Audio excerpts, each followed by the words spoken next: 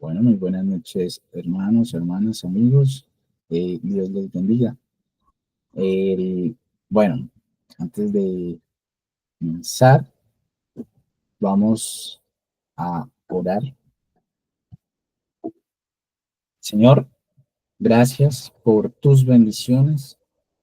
Te damos toda la gloria, todo el honor, todo el reconocimiento, Señor. En esta semana que ya termina esta semana laboral para algunos, a unos les falta mañana sábado.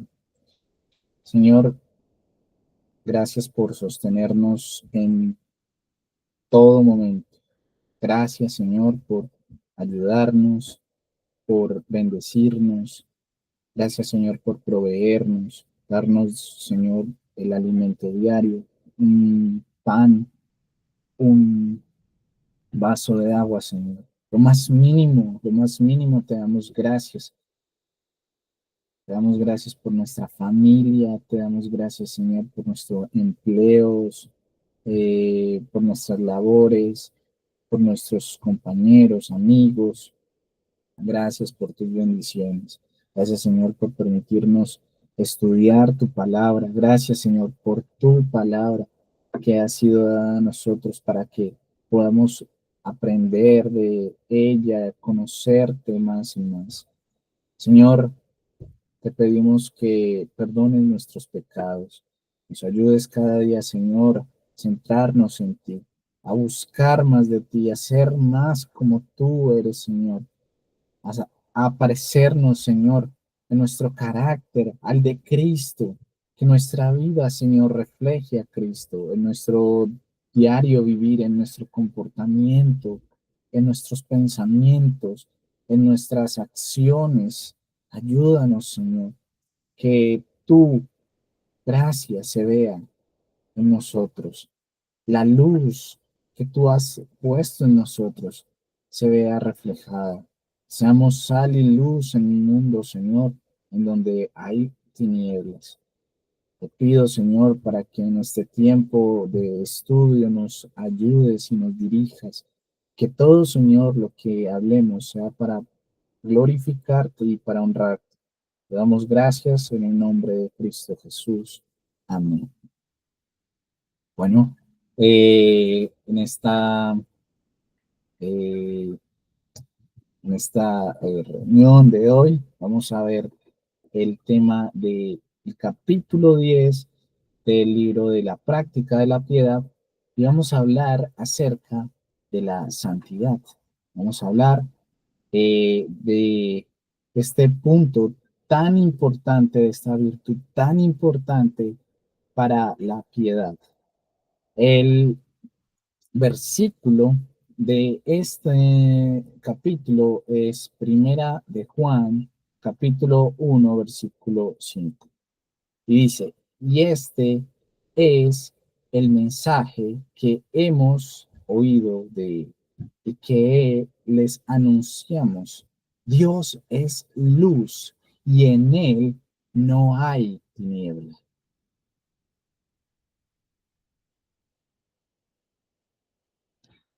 Dice, la evidencia externa de la piedad es el carácter piadoso. Un carácter semejante al de Dios se construye sobre el fundamento de una actitud enfocada en Dios. ¿Y cuál es esa actitud? La devoción a Dios. Y eso ya lo vimos en los primeros capítulos, donde hablábamos que debíamos ser personas devotas a Dios, tener esa devoción a Dios y que estaba compuesto por tres elementos esenciales. La base que viene siendo el temor hacia Dios, el amor de Dios y el deseo por Dios. Y todo eso nos lleva a la devoción a Dios. Ahora, para desarrollar un carácter piadoso, tenemos que aprender dos cosas importantes. Bueno, esas dos cosas importantes es el carácter de Dios. El carácter de Dios viene siendo, como dice Primera de Juan 1:5, Dios es luz. Dice en el versículo, este es el mensaje que hemos oído de él. Dios anunciamos, Dios es luz y no hay ninguna tinieblas en él. También el segundo punto es lo que dice Primera de Juan, capítulo 4, versículo 8, que dice que Dios es amor. Dice el versículo, el que no ama no ha conocido a Dios, porque Dios es amor. Ahora, el cristiano que quiere disciplinarse para la piedad debe entender el significado de estas declaraciones sobre el carácter de Dios y debe aplicar estas enseñanzas en su vida. ¿Y qué nos habla entonces acerca de esto? Bueno, vemos que Dios es luz y Dios es amor.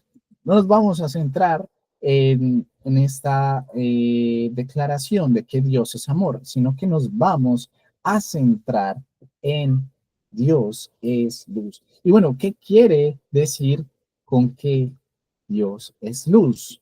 Bueno, el autor Howard Marshall dice, dos nociones llegaron a asociarse con la idea de que Dios es luz. Una era la revelación y salvación. La otra es la santidad. La luz simboliza la perfección sin mancha de Dios. Y vemos algo importante en esta cita que nos dice este autor. La luz como revelación y como salvación. Ahora, aquí la revelación, la luz, en este contexto, representa la verdad y el conocimiento que Dios revela a la humanidad. Al igual que la luz física, por ejemplo, yo estoy en este momento en un cuarto y estuviera totalmente oscuro si no tuviese un bombillo. Al igual que esa luz física ilumina las tinieblas, ilumina la oscuridad que podría haber porque estamos de noche y nos permite ver las cosas tal como son, la luz divina ilumina nuestras mentes y nuestros corazones, permitiéndonos comprender la voluntad de Dios y su propósito. Ahora también en un contexto de salvación, la luz también se asocia con la salvación, ya que representa la guía y la esperanza que Dios ofrece a aquellos que se encuentran en la oscuridad del pecado. La luz divina nos conduce hacia la vida eterna, a una vida eterna y nos libera de las ataduras del pecado, de las ataduras del mal. Ahora, la santidad como santidad es algo importante que puedo ver en en lo que nos habla el autor. Pues la luz como santidad y refiriéndonos al tema de este capítulo que es la santidad, vemos la perfección y vemos la pureza. Ahora, la luz simboliza la perfección absoluta y la santidad de Dios al ser fuente de toda luz. Dios es inmaculado. Dios es libre de cualquier pecado, de cualquier mancha, de cualquier imperfección, de cualquier impureza. Dios está perfectamente libre de toda imperfección. No hay imperfección en él. Él es perfectamente santo. Y él es la luz. De él emana la luz. Ahora, también vemos esa parte de pureza, de sin, que no hay mancha en él. La ausencia de la mancha en la luz es una metáfora de la pureza y la santidad de Dios. Su naturaleza es completamente distinta a la nuestra. Dios es completamente diferente a nosotros. Él es 3 veces santo, santo, santo. No hay imperfección en Él. No hay ninguna gota, ninguna marca de pecado en Él. Dios es absolutamente santo. En Él no existe el más mínimo rastro de deficiencia moral. Y el autor nos hablaba acerca de un jabón que limpiaba el 99.94%. Normalmente aquí en Colombia hay algunos jabones que dicen que limpian el 99.9%, 99.9%. ¿De dónde queda ese 0.1? En Dios no es así. Dios es 100% santo, 100% puro. No hay ni una gota de impureza en él. Dios es infinitamente perfecto en su santidad. Ni siquiera el grado más leve de pecado contamina su carácter. Y así como Él es santo y no hay mancha en Él, Él quiere que usted y yo también seamos de igual manera. Este es un atributo comunicable del Señor. Claro, hay una gran diferencia entre Él y nosotros. Él es perfectamente santo y en nosotros aún hay imperfecciones, pero hay que trabajar en dependencia con el Espíritu Santo para que el Señor sea limpiando toda esa mancha, toda esa impureza para ese momento en el que no, en que estemos frente al Señor. Ahora, debemos ser semejantes a Dios en nuestro carácter y nuestro carácter es que debemos ser santos.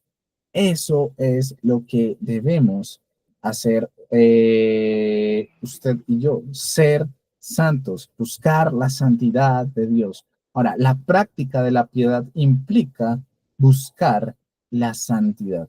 Primera de Pedro, capítulo 1, versículo 16 dice, porque escrito está, sed santos, dice el Señor, sed santos, porque yo, el Señor, soy santo. El Señor nos manda que seamos santos porque Él es santo. Y dice, hemos sido llamados a una vida santa.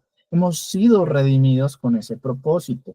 Cualquier cristiano que no esté esforzándose seriamente en la búsqueda de la santidad en todo aspecto de su vida, está yendo abiertamente en contra del propósito de Dios al salvarlo. Ahora, ¿qué es la santidad? El autor nos dice que en resumidas cuentas, una definición eh, perfecta para definir qué es la santidad es sin pecado. Es sin pecado. La definición práctica de la santidad es sin pecado. Ahora, Hebreos capítulo 4, versículo 15 nos dice, porque no tenemos un sumo sacerdote que no pueda compadecerse de nuestras debilidades, sino uno que fue tentado en todo según nuestra semejanza, pero sin pecado. Ahora, esa debería ser nuestra meta. La meta de cualquier persona creyente, de cualquier persona piadosa o que de ser piadosa, es buscar la santidad, no pecar, estar sin pecado. Por supuesto, nunca alcanzaremos esa meta en esta vida. Sin embargo, este debe ser nuestro objetivo. Nuestro objetivo supremo debe ser buscar la santidad y el propósito de nuestras oraciones y esfuerzos más sinceros debe ser el agradarle a Dios cada día, el ser santos como Él es santo. Ahora, no nos debemos conformar con poco. Siempre busquemos la meta. Debemos de ir con un propósito. No nos conformemos con pecar poquito o hoy pequé menos que ayer. Uh, no, busquemos siempre la meta. La mayoría de los cristianos parecen contentos con no pecar mucho, pero el objetivo de la carta de Juan, de primera de Juan, era que no pecáramos en lo absoluto. Cada, pe cada pecado, sin importar lo pequeño que pueda parecernos, es una ofrenda, es una afrenta, es ir en contra hacia la autoridad de Dios, es ir en contra de Dios, un desacato de su ley, un desprecio de su amor. Ahora, por esta razón, el pecado no puede ser tolerado en ninguna forma, en ninguna medida. Primera de Juan, capítulo 2, versículo 1, nos dice: hijitos míos, estas cosas os escribo para que no pequéis. Y si alguno hubiere pecado, abogado tenemos para con el Padre, a Jesucristo el justo.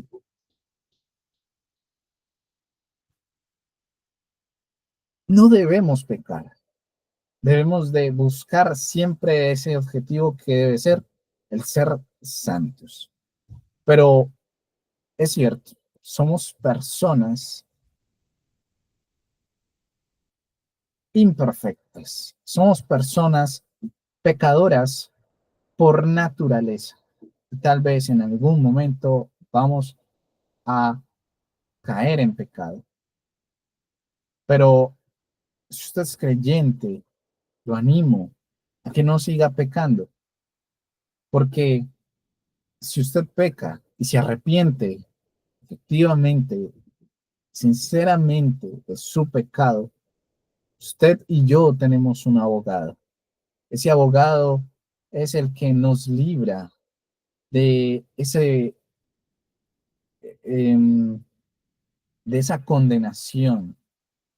Tenemos un abogado y ese abogado es nuestro Señor Jesucristo. Ahora, sin importar qué tan grande o tan pequeña sea ese pecado, debemos de batallar. Por ejemplo, dice, esa mirada lujuriosa, fugaz, ofende a nuestro santo Dios y batalla contra nuestras propias almas. Una pequeña mirada, un pequeño pensamiento, eso ofende a Dios y eso tiene que estar en constante batalla entre nosotros, entre el espíritu y la carne. La carne no puede ganar. El espíritu y la carne están en constante lucha. Y Primera de Pedro capítulo 2 versículo 11 nos dice: amados, yo os ruego como extranjeros y peregrinos que os abstengáis de los deseos carnales que batallan contra el alma. Abstengámonos de esos deseos de nuestra carne, de esos deseos que hay en nuestra humanidad pecaminosa, que luchan constantemente con nuestro espíritu. Digámosle no al pecado, digámosle no a esos deseos inmorales, digámosle no a esos deseos carnales, digámosle no a las cosas que nos puede ofrecer el mundo, al enemigo, digámosle no, pero digámosle sí a ser obedientes a la voluntad de Dios. Ahora,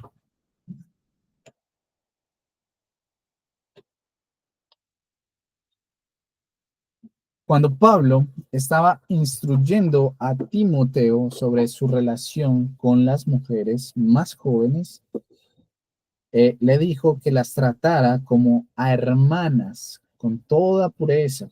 Primera de Timoteo, capítulo 5, versículo 2, nos dice, a las ancianas como a madres, a las jovencitas como a hermanas, con toda pureza. Cada pensamiento, cada mirada y cada acto hacia ellas debía estar condicionado por un estándar de santidad perfecto, de pureza total. Cuando Pablo estaba instruyendo a los cristianos de Efesio, sobre la importancia de la santidad, dijo, esto digo, pues, y afirmó juntamente con el Señor, que ustedes ya no anden así como andan también los gentiles. Efesios capítulo 4, versículo 17. Él insistió en la santidad, lo hizo con la autoridad del Señor. La santidad no es una opción, sino un requisito para todo cristiano. Y qué importante esto, hermano. La santidad no es una opción para usted, no es una opción para mí, no. Esto es un requisito que debemos tener cada uno de nosotros si nos decimos ser llamados cristianos. Debemos buscar en nuestra vida constantemente la santidad. Debemos de buscar en nuestra vida el agradarle completamente, profundamente a Dios, teniendo esa devoción y ese amor hacia el Señor, teniendo en cuenta su justicia, su santidad. Busquemos cada día que el Señor nos ayude en esto, sí, hermanos. Ahora, dice, el cristiano más piadoso enfrentará fracasos en su búsqueda de la santidad. Primera de Juan, capítulo 1, versículo 8 nos dice, eh, si decimos que no tenemos pecado, nos engañamos a nosotros mismos y la verdad no está en nosotros. Ahora, todavía tenemos una naturaleza pecaminosa en nuestro interior. Y todavía vivimos en un mundo perverso y gobernado por el diablo. La tentación está por doquier, está en todos lados. Y nuestra vieja naturaleza responde a ella. La tentación está en nuestro hogar, está en nuestro entorno laboral, en nuestro entorno de estudio. En todo momento vamos a tener algún tipo de tentación. Y nuestra naturaleza vieja, nuestra vieja naturaleza va a querer responder de algún modo a esas tentaciones. Ahora, el autor nos habla de o hace unas preguntas. ¿Cuál es el deseo de nuestros corazones? El deseo de nuestros corazones es ir tras estas tentaciones o ir tras el deseo y la devoción que Dios merece. ¿Cuál es el propósito de nuestras oraciones más sinceras? ¿Cuál es ese propósito? ¿Cuál es la principal tendencia de nuestras vidas? Si queremos disciplinarnos para la piedad, la meta tiene que ser la santidad en todas las áreas de nuestra vida. Recordemos que nuestra vieja naturaleza aún sigue en nosotros. Tenemos una nueva naturaleza. Ya somos una nueva criatura en Cristo Jesús, pero aún adentro de nosotros, ahí está batallando esa vieja naturaleza. Él no quiere morir todavía. Por eso nosotros debemos hacerlo morir constantemente.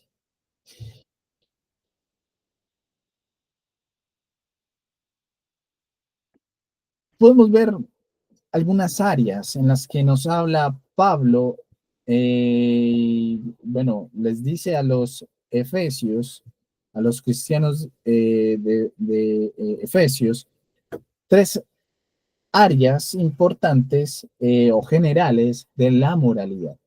Él les habla acerca de la honestidad, de la mansedumbre y de la pureza. Y bueno, de la honestidad, él dice que debemos negarnos a mentir, debemos negarnos a robar, debemos negarnos a engañar de cualquier forma. Esa es la honestidad. La mansedumbre nos dice, debemos de estar libres de esa amargura que puede haber en nosotros, de esa contienda o de esa ira por cualquier otra persona, puede ser algún hermano o incluso algún tío. Bueno, si es un hermano, con mucha razón, lo mejor es que se ponga a cuentas con su hermano, que hable usted con su hermano. Eh, También nos habla de la pureza, ni siquiera un asomo de inmoralidad sexual en palabra, mirada, pensamiento o hecho. Aquí es importante esto. Nos habla de la inmoralidad sexual en varios aspectos, en palabra, en mirada, en los pensamientos o en hecho, en lo que podamos realizar. Sabemos que en esta sociedad hay mucha corrupción. Podemos incluso escuchar cosas obscenas. Eh, Podemos literalmente, uno pasa por cualquier lugar y empieza a escuchar ruido de, entre comillas, le dicen música, eh, donde denigran a la mujer, en donde la tratan como un objeto sexual y en donde describen un montón de cosas donde se describe un acto sexual. Debemos de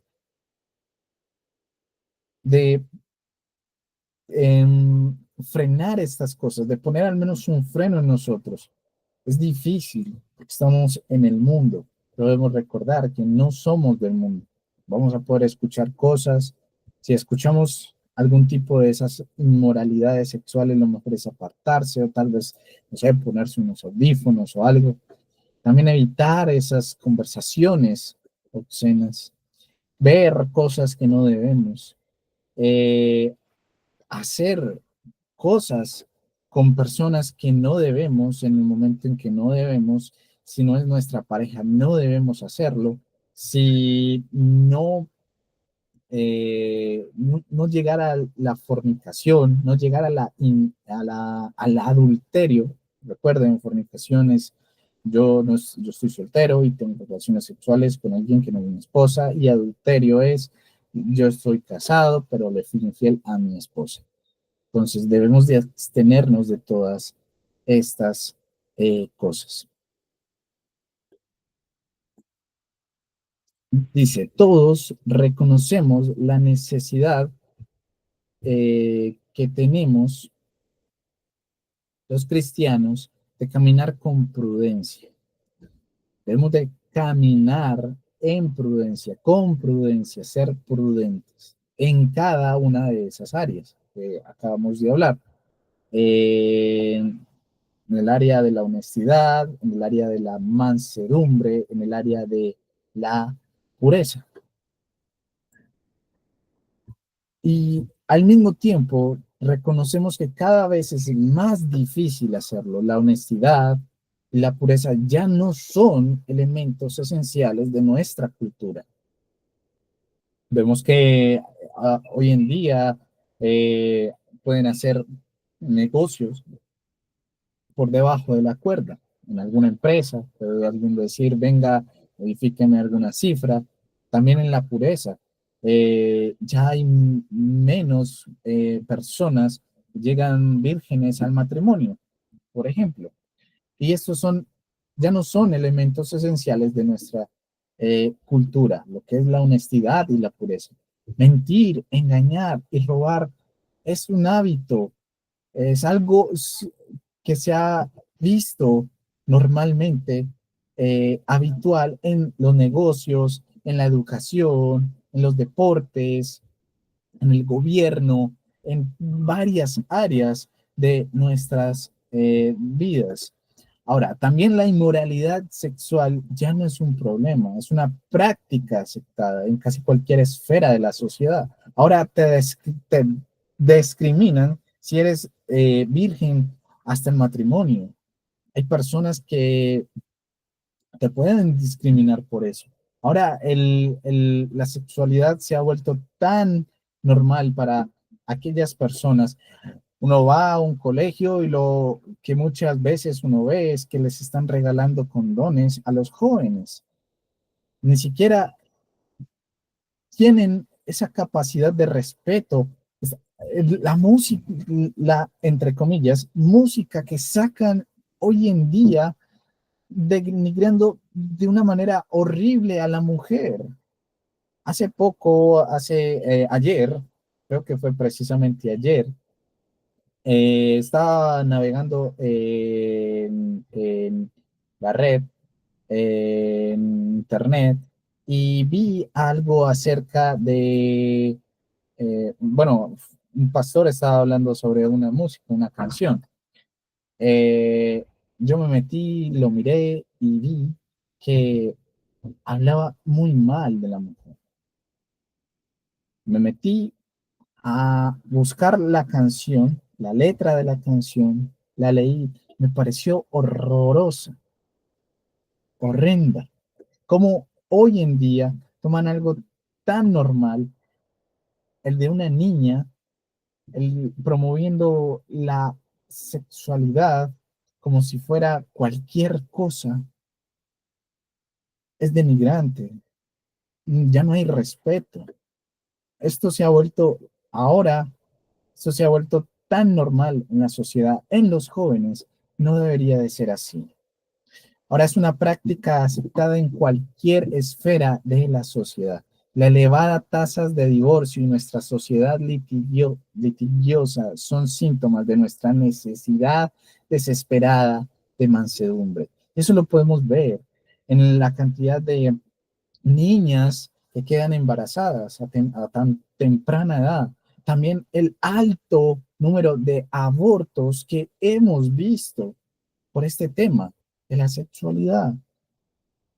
Debemos de ser conscientes en esto. También esto afecta los matrimonios.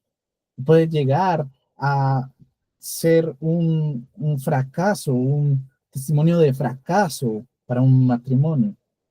El, de pronto el saber que alguien tuvo muchas parejas o que de pronto te fue infiel con alguien, bueno, eso puede llevarte al divorcio si eres una persona casada. Y esto tiene y conlleva muchos problemas. Ahora, nuestra responsabilidad de procurar la santidad. ¿Qué debemos hacer los cristianos? Bueno, los cristianos, si usted es cristiano, lo que debemos de hacer es despojarnos de todos los rasgos de la naturaleza pecaminosa y vestirnos de los rasgos de justicia y de santidad. Dice Efesios capítulo 4, versículo 19, los cuales después que perdieron toda sensibilidad se entregaron a la lascivia para cometer con avidez toda clase de impureza. Aún en medio de una sociedad perversa es tan grande como la de los cristianos del primer siglo, se vuelve más difícil cada año. Las tentaciones parecen más numerosas. El escarnio de los impíos contra aquellos que buscan llevar una vida piadosa es cada vez más abusivo, pero nosotros todavía estamos llamados a ser santos, como Él es santo. No podemos y no debemos evadir el estándar de Dios para nosotros. Ahora, ¿cómo buscamos la santidad? Esta es una pregunta que tal vez usted se está haciendo. Bueno, ¿y cómo buscamos esa santidad? El autor habla de 5 elementos esenciales de la santidad. Esos 5 elementos son: el primero, la convicción por el conocimiento de la verdad. El segundo es el compromiso con la obediencia. El tercero es la disciplina de las decisiones que tomamos. El cuarto es la dependencia del Espíritu Santo. Y el quinto es el deseo centrado en Dios. Y vamos a ver cada uno de estos elementos esenciales de la santidad. Ahora, el primer elemento esencial de la santidad es la convicción. Convicciones, conocimiento de la verdad. Efesios capítulo 4, 23 nos dice: y renovaos en el espíritu de vuestra mente. Y Romanos capítulo 12, versículo 2 dice: no os conforméis a este siglo, sino transformaos por medio de la renovación de vuestro entendimiento, para que comprobéis cuál sea la buena voluntad de Dios, agradable y perfecta. Si vemos en estos dos versículos, habla de transformar y de renovar nuestro entendimiento, nuestra mente. Este proceso de renovar nuestras mentes implica establecer convicciones. Necesitamos convicciones. Cuando nos exponemos a las escrituras y oramos sinceramente, empezamos a entender cuál es la voluntad de Dios respecto a nuestra conducta y a nuestro carácter. Luego, a medida que el Espíritu Santo aplica su palabra a estas áreas específicas de nuestras vidas, cuando somos obedientes a sus indicaciones, empezamos a desarrollar convicciones basadas en la Biblia. Nuestros valores empiezan a caminar de tal forma que el estándar de Dios se convierte en nuestro deleite y en nuestro deseo. Ahora, el Espíritu Santo continúa renovando nuestras mentes, dándonos un mayor entendimiento de su palabra y capacitándonos para entender, para desarrollar convicciones más conformes a su voluntad. Entonces, claro, necesitamos o, permanecer en la palabra del Señor, pero es a través del Espíritu Santo que Él nos va renovando nuestra mente, nuestro entendimiento, para tener esa convicción de su voluntad, de sus promesas, de, de lo que el Señor quiere para nosotros. Y sin esas convicciones basadas en la Biblia y desarrolladas por el Espíritu Santo, fácilmente dejamos llevarnos por convicciones de una fabricación humana, pasajera, que tiende hacia uno de dos extremos. ¿Y cuáles son esos dos extremos? Bueno, las prohibiciones legalistas. Podemos caer en un extremo de un código estricto de legalismo que a menudo pierde de vista los asuntos primordiales del carácter cristiano. La otra es la permisividad, donde podemos tener una actitud relajada que a menudo se acomoda a los valores y costumbres de este mundo. Entonces, no podemos caer en esas convicciones, en esas dos convicciones de la ilusión humana, de la fabricación humana, ni en el legalismo, ni en la permisividad, sino caer, o mejor dicho, tener convicciones desarrolladas y en una mente renovada a través de la palabra, a través de la palabra que el Espíritu Santo va obrando en cada uno de nosotros. Ahora, el único camino seguro es permitir que el Espíritu Santo afirme nuestras convicciones a través de su palabra. Incluso en este camino, sin embargo, debemos tener cuidado de no construir convicciones con base en una comprensión errada de algún texto aislado de la escritura. Y es importante en esto.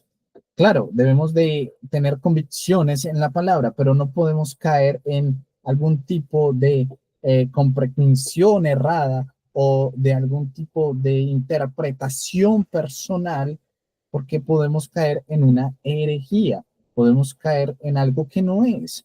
Aquí es donde la perspectiva de otros cristianos nos puede ayudar. Uno de, esos, de los beneficios de los grupos de estudio bíblico es la oportunidad de poner a prueba nuestro entendimiento y aplicaciones de las escrituras, al compararlos con los que otros piensan, con otros creyentes, con pastores, con maestros, con personas piadosas que nos ayuden a tener un conocimiento de la escritura y que nos ayuden a entenderla correctamente para poder aplicarla a nuestra vida.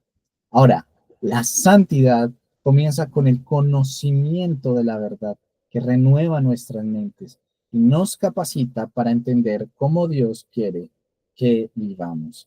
Y esa es el primer elemento de la santidad, las convicciones, tener una verdadera convicción en la palabra de Dios, no en una interpretación personal, sino en una correcta interpretación, una buena exégesis o en una buena interpretación de la palabra de Dios, sin caer en fabricaciones ilusorias como el legalismo y la permisividad.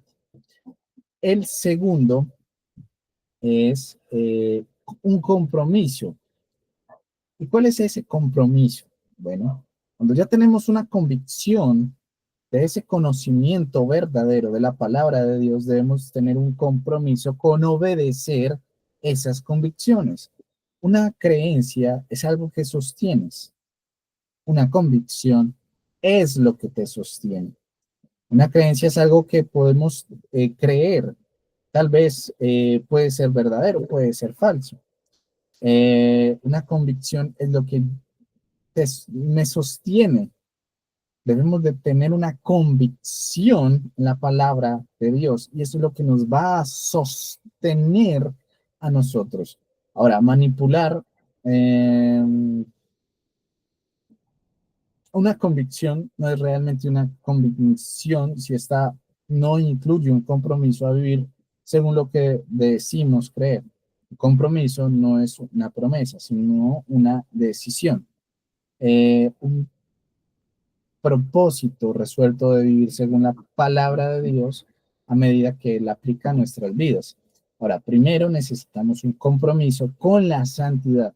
¿Cuál es ese compromiso que necesitamos? La santidad como un modo integral de vida, ya que la santidad es tan importante para Dios, debemos decidir darle una atención prioritaria en nuestras vidas. Debemos comprometernos a obedecer a Dios en todos sus mandamientos. No podemos ser selectivos y escoger solo algunos de acuerdo a nuestros propios valores. No, no nos podemos dejar manipular por un poco de información a la hora de pagar los impuestos. Eso es pecado, no podemos sobornar a alguien para que haga de pronto nosotros que vivimos en Colombia, debemos de pagar impuestos. Muchas veces hay algunas personas que manipulan los datos de la DIAN, de sus ingresos, para no declarar tal vez una renta a la DIAN. No podemos hacer eso, eso es pecado. No rehusarse de pronto, perdón, rehusarse a perdonar a otra persona también es pecado, tanto como asesinar. Eso nos lo dice el mismo Señor Jesús. Ahora, no todo es pecado, no todo pecado es igualmente ofensivo ante Dios, sino que todo pecado es una ofensa a Dios. Ahora lo voy a volver a leer. No todo pecado es igualmente ofensivo ante Dios, sino que todo pecado es una ofensa a Dios. Puede que usted piense que una pequeña mentira piadosa es normal, pero esa pequeña mentira piadosa que usted cree es una ofensa a Dios. Toda cosa pequeña o grande es una ofensa a Dios. Claro, no es igual una mentira, entre comillas, piadosa a matar a alguien. Es una gran diferencia.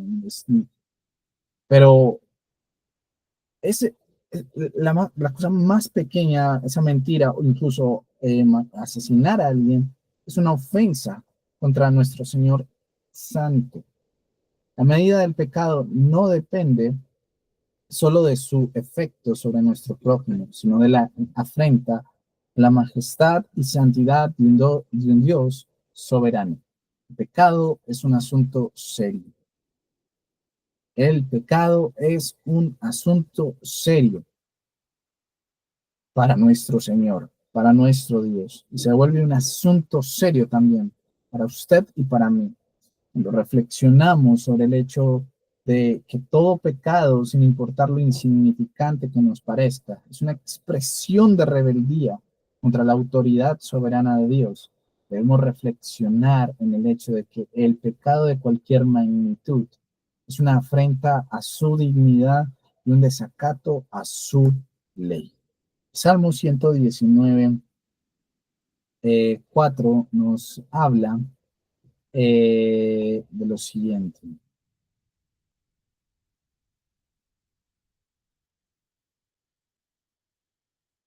Dice, tú encargaste muy, que sean muy guardados tus mandamientos. Bueno, aquí el salmista reconoció la gravedad de todo tipo de pecado. Él reconoció que la obediencia parcial, por ejemplo, abstenernos de robar abiertamente la propiedad de nuestro prójimo, mientras permitimos que nuestro corazón la codicie, es de hecho desobediencia. Los mandamientos de Dios deben ser guardados con diligencia. Y Jesús nos enseñó claramente eso en el Sermón del Monte, que la obediencia en nuestros pensamientos es tan necesaria como la obediencia en nuestras acciones. La respuesta del salmista al reconocer la gravedad de todo pecado fue un compromiso a la obediencia. Él anhela que sus caminos sean afirmados para guardar los estatutos de Dios. Salmo 119:5 nos dice, ojalá fuesen ordenados mis caminos para guardar tus estatutos. Él incluso hace un juramento de que guardará las justas ordenanzas de Dios. Salmo 119:106. Juré y ratifiqué que guardaré tus justos juicios. Ahora, no solo necesitamos comprometernos con la santidad como modo integral de vida, sino que a menudo necesitamos hacer un compromiso respecto a áreas específicas de tentación. Así como lo podemos ver en Job, claro, dice Job 31:1, dice pacto con mis ojos, pues, ¿cómo pues había yo de mirar a una virgen? Job hizo el pacto personal de no mirar con lujuria a las mujeres jóvenes. Y también lo podemos ver con Daniel en Deuteronomio en Daniel capítulo 1, versículo 8. Y nos dice, y Daniel propuso en su corazón no contaminarse con la porción de la comida del rey, ni con el vino que él bebía. Pidió por tanto al jefe de los eunucos que no se le obligase a contaminarse. No, Daniel había hecho un pacto para no contaminarse con la comida prohibida. Ezequiel, eh, capítulo 14, versículo 14 dice, si estuviesen en medio de ella estos tres varones, Noé, Daniel y Job, Ellos por su justicia librarían únicamente sus propias vidas, dice Jehová el Señor. Ambos, Daniel y Job, consideraron necesario hacer un compromiso respecto a áreas específicas de tentación. Job en su propio pecho, Daniel en sus circunstancias particulares, pero ambos respondieron con un compromiso de obedecer a Dios. Ellos vivieron de manera consistente con sus convicciones.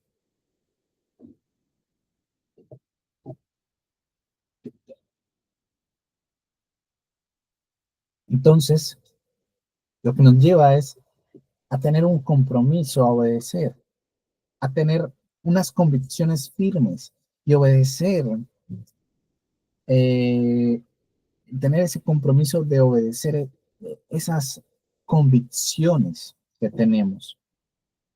Ahora, el tercer elemento eh, que podemos ver es la disciplina de las decisiones. Dice, con el tiempo nos convertimos en lo que hacemos. Para experimentar la santidad a la cual nos llama Dios, tenemos que aprender a tomar la decisión correcta frente a cada tentación específica. Tito 2, 11, 12 dice, en la nueva versión internacional dice, en verdad, Dios ha manifestado a toda la humanidad su gracia, la cual trae salvación y nos enseña a rechazar la impiedad y las pasiones mundanas. Así podremos vivir en este mundo con justicia, piedad y dominio propio. Hagamos morir las obras de la carne. Hacemos eso a través de las decisiones que tomamos. No solo al decir no a las tentaciones, sino también al decir sí a los pasos positivos que debemos seguir en nuestra búsqueda de la santidad. Romanos capítulo 8, versículo 13 dice, porque si vivís conforme a la carne, moriréis, mas si por el Espíritu hacéis morir la obra de la carne, viviréis. Y el autor nos habla de algunos pasos prácticos para ejercitarnos a nosotros mismos en la disciplina de la santidad. Habla de tres pasos, sí, tres pasos prácticos. El primero es alimentarnos de las escrituras. El segundo es huir, perdón, de cuatro, nos habla de cuatro pasos. Alimentarnos de las escrituras, orar constantemente, evitar las tentaciones y huir. Esos son los cuatro pasos prácticos. Ahora, primero es alimentarnos de las escrituras. Dice que para que nuestras convicciones sean más y más conformes a la voluntad de Dios, para nosotros debemos tener ese alimento por las escrituras de nuestro Señor. Leer cada día más, profundizar más en su palabra. Meditar más en la palabra del Señor. El segundo es orar constantemente, orar por su gracia capacitadora para decirle no a las tentaciones. El tercero es tomar todas las medidas prácticas necesarias para evitar situaciones conocidas que puedan llevarnos a algún tipo de tentación. Debemos de evitar cualquier tipo de tentación. Si hay algo que puede hacerme caer, mejor evitarlo. El cuarto es huir. Puede que algún tipo de tentación llegue a mi vida, me tome de sorpresa, pero lo que debo de hacer es huir de la tentación, así como lo hizo José. Él huyó. Implica un esfuerzo total para apartarnos de todo pecado y hacer la voluntad de Dios en cada área de nuestras vidas. Entonces debemos disciplinarnos, debemos tener unas convicciones claras en nuestra vida. Cuando tenemos esas convicciones, es tener ese compromiso por esa obediencia. Cuando tenemos ese compromiso y esa obediencia, debemos de tener una disciplina, tener un hábito de decir sí a las cosas que a Dios le agradan y de decir no a las cosas que a Dios le desagradan, de evitar cualquier tipo de tentación, el alimentarme constantemente de la palabra, orar, evitar la tentación y en caso tal de que venga algún tipo de tentación, huir de esa tentación. Ahora, el cuarto elemento es el depender del espíritu. Siempre que enfatizamos la responsabilidad personal de las acciones prácticas, corremos el peligro de pensar que la búsqueda de la santidad depende de nuestra propia voluntad, nuestra propia fortaleza de carácter. Y nada está más lejos de la realidad. Somos personalmente responsables y totalmente dependientes en nuestra práctica de la piedad. No podemos cambiar nuestros corazones. Esa es la obra exclusiva del Espíritu Santo. Usted y yo no podemos cambiar un corazón frío, un corazón de piedra. Lo único que lo puede hacer es el Espíritu Santo a través de su palabra, pero podemos y debemos valernos de los medios que él usa. Y uno de esos medios es la escritura. Debemos ser transformados por la renovación de nuestra mente, como hemos leído en Romanos 12:2. Ahora, la palabra transformado significa ser cambiado interiormente. El término usado aquí, según John Murray, dice que implica que debemos estar constantemente en un proceso de metamorfosis a través de la renovación de aquello que es el núcleo del pensamiento y el entendimiento. Ahora, la transformación no se limita a acciones externas o a cambios en el comportamiento. No, es algo exterior, sino que va mucho más allá. Eh, Alcanzando pensamientos, creencias, lo más profundo de una persona. Es decir, la transformación implica un cambio en la forma en que vemos el mundo, en cómo entendemos nuestra relación con Dios y con los demás. Asimismo, como una oruga, es una oruga, en un momento se convierte en una hermosa mariposa porque ha tenido una metamorfosis. Así mismo debe ser con nosotros. No es por nuestros propios medios, es por la dependencia solamente del Espíritu Santo. Solo lo logra el Espíritu Santo. Usted y yo no podemos hacer nada interiormente en nuestros corazones. En nuestros corazones solamente va a haber maldad y una naturaleza pecaminosa, caída, donde siempre va a querer eh, o siempre está pensando en una perversión. El ser humano por naturaleza es pervertido. Ahora, usted y yo, al ser transformados, renovados, regenerados, tenemos una nueva mentalidad. Hemos sido renovados, hemos nacido de nuevo y tenemos una nueva naturaleza en Cristo Jesús. Ahora, esto implica la renovación total de nuestros valores y deseos.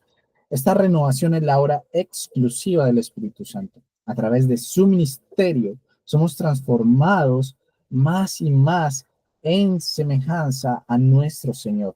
Es posible que incluso una persona no regenerada pueda cambiar ciertas acciones, pero solo el Espíritu Santo puede transformarnos desde el interior. Solo Él puede darnos nuevos valores y deseos.